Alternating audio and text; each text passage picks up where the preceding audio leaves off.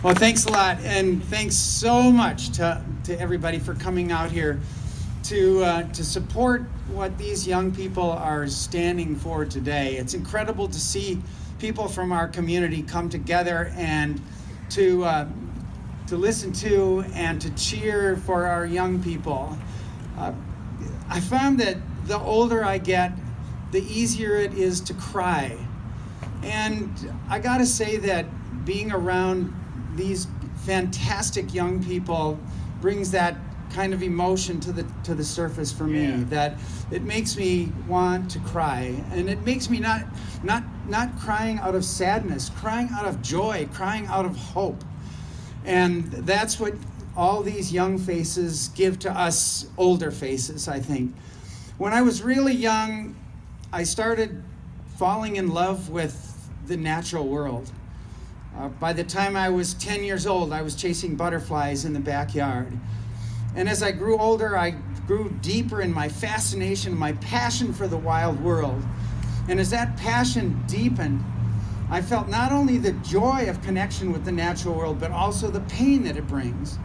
Because as Aldo Leopold said, anyone who loves the natural world is born into a world of pain.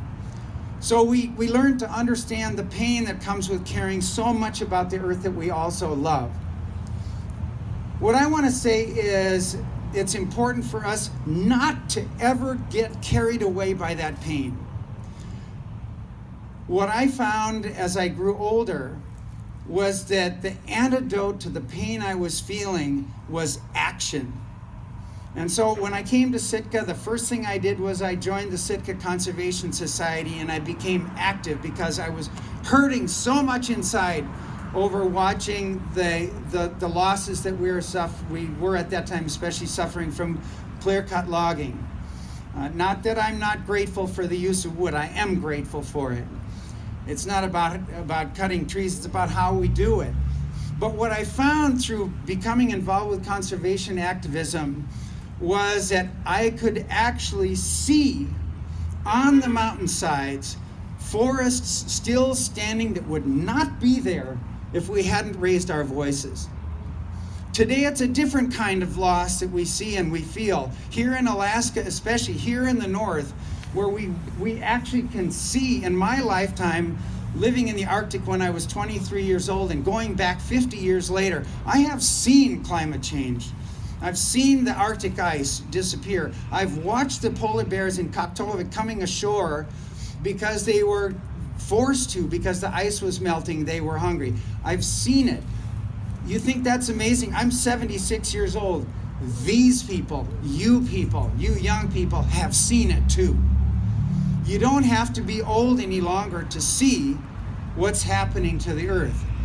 And we can stand by and act as if we had no power and as if this was all overtaking us. We can choose to do that. But all that does is increase the pain, and it does nothing to solve the loss. What we're talking about here is dealing with the loss through action and finding power. Most importantly, this: do not ever indulge in despair, but use your despair to drive your determination to do something. The way to find joy and the way to find hope in our world today is by being determined and by using our amazing and beautiful voices, speaking out and taking action. And action is what we're all doing here today. And let's leave here and keep it up. All right, thanks a lot.